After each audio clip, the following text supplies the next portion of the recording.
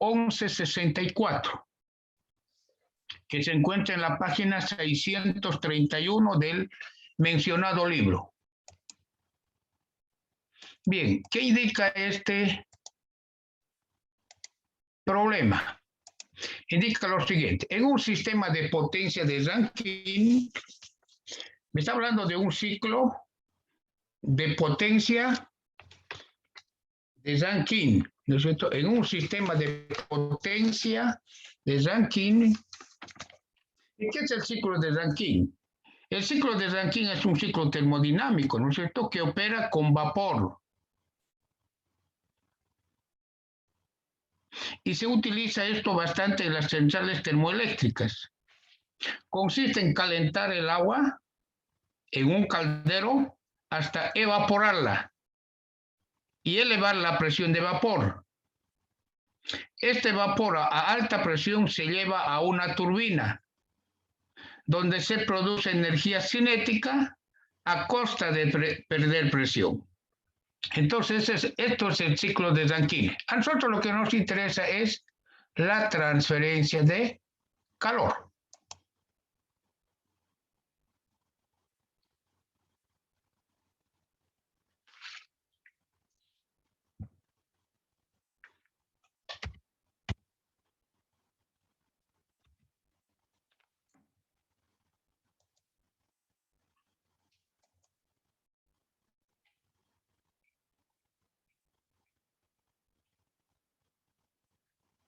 Bien, entonces lo que nos interesa a nosotros es la transferencia de calor. Pero sin embargo es necesario el análisis del sistema o el ciclo de Rankine. Bien, dice en un sistema de potencia de Rankine, entonces el sistema de potencia de Rankine sirve para mover turbinas, ¿no es cierto? Y de la turbina tengo un vapor que sale, es un vapor saturado ya. Me dice de la turbina sale 1.5 kilogramos por segundo de vapor, allá. Luego de perder presión, de la turbina sale 1.5 kilogramos por segundo de vapor. Está saliendo de la turbina vapor, pero vapor a baja presión. Entonces tengo vapor a baja presión.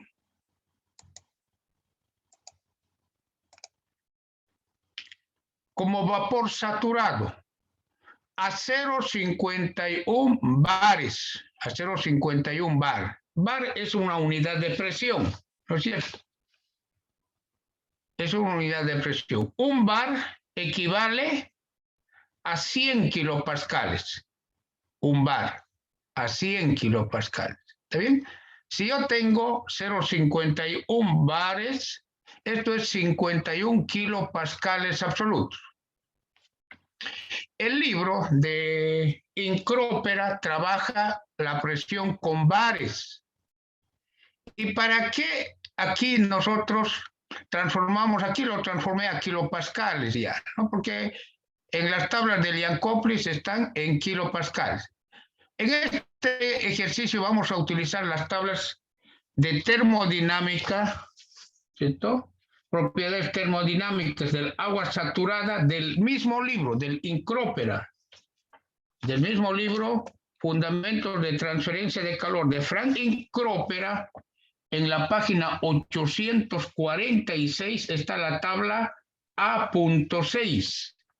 Entonces, en esta tabla la presión está en bares. ¿Está bien? Entonces, podemos directamente con esto hallar el calor latente, la temperatura y otras propiedades del vapor. Pero, sin embargo, aquí está su equivalente en kilopascales. Hace un momento dije, ¿no es cierto?, un bar es igual a 100 kilopascales. Bien, luego indica, el vapor se condensa a líquido saturado. Ya, entonces, el vapor se condensa a líquido saturado. ¿Qué quiere decir líquido saturado? Vapor saturado. Ambos se encuentran a la misma temperatura. Solo existe cambio de fase. ¿Está bien? Entonces, entra como vapor saturado y sale como líquido saturado. solamente hay un cambio de fase, de vapor a líquido. ¿Está bien? La temperatura es la misma, solamente hay cambio de fase. Tenía vapor a la entrada a 51 bares. Con esta presión debo hallar la temperatura del vapor a 51 bares de las tablas de propiedades termodinámicas del agua saturada. Hallo la temperatura del vapor. Esa misma temperatura es la temperatura del líquido saturado. Muy bien, el vapor se condensa al líquido saturado al hacerlo pasar sobre los tubos. Ya, el vapor está en la parte externa de los tubos, sobre los tubos. No dice por el interior de los tubos, sobre los tubos de un intercambiador de calor de coraza y tubos. El intercambiador de calor es de coraza y tubos, con un paso por la coraza y 2 pasos por los tubos. Entonces, es un intercambio de calor de coraza y tubos con un paso por la coraza y 2 pasos por los tubos. Mientras pasa agua líquida con una temperatura de entrada de 7 grados centígrados por los tubos. Entonces, por el interior de los tubos pasa agua fría, agua líquida, cuya temperatura es 7 grados centígrados, la temperatura de entrada. ¿Está bien? Entonces el agua líquida es el fluido frío que fluye por el interior de los tubos. El condensador, se refiere al intercambio de calor porque es un condensador en este caso, el condensador contiene 100 tubos de cobre. O sea, el condensador tiene 100 tubos de cobre. Aquí me da el número de tubos ya. 100 tubos de cobre de pared delgada. Rugosidad absoluta 0.2015 milímetros. Esa es la rugosidad del cobre. Esto lo vimos en unitarias 1, ¿no? En las tablas del Robert Mott, rugosidades de distintos materiales. Entonces, si no diera aquí, por decir, solamente me dijera tubos de cobre de pared delgada, debo buscar su rugosidad en las tablas del Robert Mott para el cobre. ¿Está bien? Debo buscar en las tablas del Robert Mott la rugosidad de una tubería de cobre. ¿Está bien? Ya, perfecto. Tubos de pared delgada, cada una de 10 milímetros de diámetro. Cuando dicen pared delgada, desprecio la diferencia entre diámetro interno y diámetro externo. ¿Por qué? Porque la pared del tubo es delgado. Prácticamente el diámetro interno y el diámetro externo son muy aproximados los valores. Entonces, como me dice aquí de pared delgada, ¿no es cierto? Aquí dice pared delgada. Entonces, es suficiente trabajar con este diámetro. Por eso me dice aquí cada uno de 10 milímetros de diámetro. O sea, nuevamente, cuando indica pared delgada, ¿no es cierto? Voy a trabajar con este diámetro solamente. ¿Por qué? Porque la diferencia entre diámetro interno y diámetro externo es despreciable. Pero debe necesariamente indicar tubo de cobre de pared delgada, con este caso, dice pared delgada. Si no hay esta palabra, debo hallar el diámetro interno y el diámetro externo del tubo de cobre. Pero para eso tendrían que darme el diámetro nominal. Aquí no me dan, me dice, en este problema me dice que el diámetro es 10 milímetros, nada más de diámetro.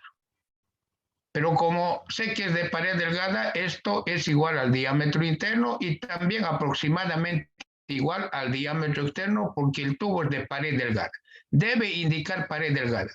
Si no indica pared delgada, debe por lo menos indicarnos el diámetro nominal del tubo. Y con este diámetro nominal buscar en tablas de Robert Mott el diámetro interno y el diámetro externo del tubo de cobre. ¿Está bien?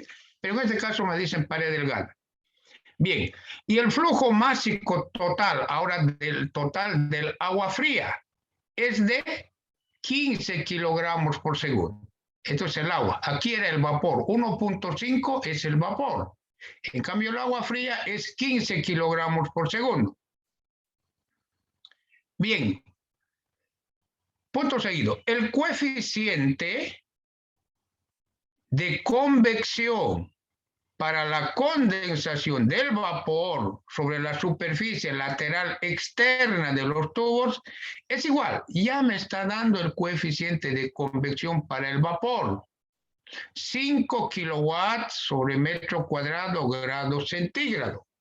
Ya tengo el coeficiente de transferencia de calor por convección en el lado de la coraza, por la que fluye vapor.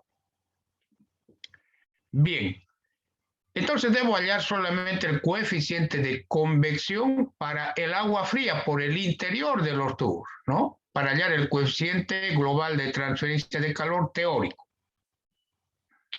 Luego indica valores apropiados para las propiedades físicas para el agua líquida, para el agua fría, son viscosidad, me da como dato la viscosidad, el calor específico del agua fría, la conductividad térmica del agua fría y el número de Prandtl del agua fría.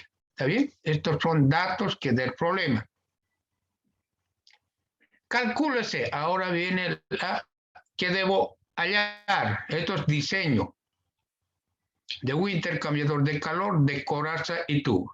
La temperatura de salida del agua fría en grados centígrados. Entonces tengo la temperatura de entrada del agua fría, 7 grados por el interior de los tubos. Pero ¿cuál es la temperatura de salida del agua del intercambiador de calor? Eso es lo que me pide en el inciso A. Inciso B, la longitud requerida de los tubos del intercambiador de calor. O sea, me pide la longitud del intercambiador de calor en metros. ¿Está bien? Perfecto. Entonces, la primera parte para resolver cualquier ejercicio es analizar el enunciado del problema. ¿Está bien? Analizar, hacer un análisis del enunciado. Luego pasa la parte de resolución. Resolución. Anoto los datos. ¿Qué tengo? Del vapor. El vapor tiene una presión de 0.51 bares. ¿No? 0,51 bares. Transformado a kilopascales, esto es 51 kilopascales absolutos. Bien, me voy a la tabla A6, propiedades termodinámicas de agua saturada, que está en la página 846 del libro, Fundamentos de Transferencia de Calor de Frank Incrópera y David DeWitt, y a esta presión, 51 kilopascales, que es equivalente a 0,51 bares, determino en las tablas de propiedades termodinámicas su temperatura. La temperatura del vapor es 82 grados centígrados. ¿Está bien?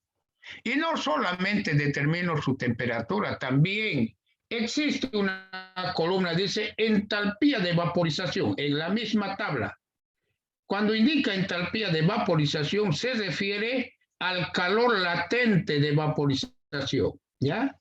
En la cuarta columna, en realidad en la quinta columna de la tabla de Incrópera, está la entalpía de vaporización. Esa entalpía es el calor latente de vaporización del agua en kilojoule por kilogramo. Entonces, con 0.51 bares, esto equivale también a 0.51 bares, ¿cierto? ¿Ya? A 0.51 bares, ¿no es cierto? Hallo de la tabla del Incrópera la temperatura del vapor. Pero no solo la temperatura, sino puedo hallar además, ¿no es cierto?, puedo hallar su calor latente. Bien, entonces de la tabla tengo la temperatura, tengo el calor latente. 2.304 kilojoules por kilogramo. Estos datos son importantes. Estos dos datos lo hallo de la tabla A6, propiedades termodinámicas de agua saturada, página 846 del INCROPERA. ¿Está bien? Bien, ya tengo estos datos para el vapor. Entonces, para intercambiadores de calor es importante ustedes manejar las propiedades termodinámicas del agua saturada. Bien, tengo aquí del ciclo de Rankine, una turbina, pierde presión el vapor al mover la turbina y este vapor que está ya a baja presión, 0,51 bares, ingresa al intercambiador de calor de coraza y tubo. De las tablas de termodinámica, este vapor tiene 82 grados. Aquí, ¿cuánto es el líquido saturado? También es 82. Solamente existe un cambio de fase. Ya solamente se condensa. El líquido saturado también tiene una temperatura de 82 grados centígrados. Es líquido, a no ser que el ejercicio diga, luego de la condensación, el líquido se subenfría. Ahí ya es otra cosa. Pero en este caso no indica eso, solamente nos dice se condensa, dice, ¿cierto? Aquí, el vapor se condensa a líquido saturado, además nos dice, ¿no? Entonces el líquido saturado está a la misma temperatura del vapor saturado, solamente existe un cambio de fase. Bien, luego por el interior de los tubos tengo agua, cuyo flujo máximo es 15 kilogramos por segundo, es el agua, ingresa a 7 grados. El flujo máximo del vapor es 1.5 kilogramos de vapor por segundo. Bien, tengo el inciso A me pide hallar la temperatura de salida del agua que fluye por el interior de los tubos. Bien, tengo los datos, tengo el flujo máximo del vapor, tabla A6, aquí lo anoto, justamente en el examen ustedes deben anotar de qué tabla sacaron sus datos. Puede del Ocontojo, del Jankowski, del INCROPERA, no sé de qué tabla, por lo menos tabla A6, Jankowski, por decir algo. Y entonces el docente va a esa tabla y verifica que esos datos efectivamente se encuentran en esa tabla. No sirven directo los datos, por lo menos mencionar de qué tabla sacaron. En este caso estoy indicando tabla A6, página 846, Fundamentos de Transferencia de Calor de Frank INCROPERA y David Witt. Recomendación, ustedes consultar este libro, ¿no es cierto? Encontrar esta tabla y verificar estos valores. ¿Bien? Deben verificar. No es solamente observar y listo, no. Deben verificar esos valores mediante la tabla A6 del INCROPERA. También por lo menos decir, tabla A6 INCROPERA. Yo ya sé que este libro, ¿no? En el examen, por decir algo, tabla A6 INCROPERA. Allá, yo sé que es el libro Transferencia de Calor. Bueno, ya. Bien, entonces tengo, estos son los datos del vapor. Y en el vapor existe cambio de fase solamente, cambio de fase. Ingresa vapor y sale el líquido saturado. Hay una condensación solamente. Cuando existe cambio de fase, el flujo de calor, ¿no es cierto? El flujo de calor está dada por esta relación. Flujo de calor, flujo máximo del vapor por el calor latente de condensación de ese vapor. El calor latente de condensación lo tengo aquí. Este es el calor latente de condensación del vapor. Lo saqué de la tabla A6, ¿no es cierto? 2304, ¿no es cierto? Entonces, tengo el calor latente de condensación del vapor, tengo el flujo máximo del vapor. Me dice que es 1.5 kilogramos de vapor saturado por segundo. Entonces tengo ambos. Reemplazo datos 1.5 kilogramos de vapor por segundo, el calor latente de condensación, y determino, ¿no es cierto?, el flujo de calor en el intercambiador de calor. El flujo de calor es 3.456 kilojoules por segundo. En el examen debe estar unidades, porque muchas veces solamente me dan 3.456, no sé si es kilocalorías, BTUs, no sé. Entonces debe estar con unidades, con dimensiones. ¿Está bien? Ya, tengo entonces el flujo de calor. Ya tengo el flujo de calor. ¿Para qué? Para hallar la temperatura de salida del agua, ya que tengo solamente la temperatura de entrada del agua fría. El calor que pierde el vapor lo gana el agua fría. Entonces, voy a indicar, el agua fría tiene un flujo máximo de 15 kilogramos por segundo. El agua fría fluye por el interior de los tubos. Tiene una temperatura de entrada de 7 grados centígrados. Además, el problema me da el calor específico del agua fría, como dato, 4.178. Entonces tengo el calor específico del agua.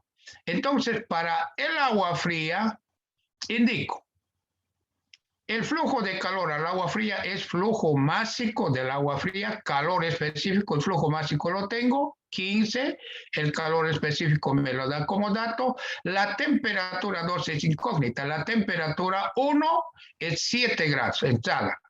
El flujo de calor logré hallarlo mediante la condensación del vapor, el flujo de calor lo tengo. Entonces despejo la temperatura de salida del agua. Ahí está la ecuación.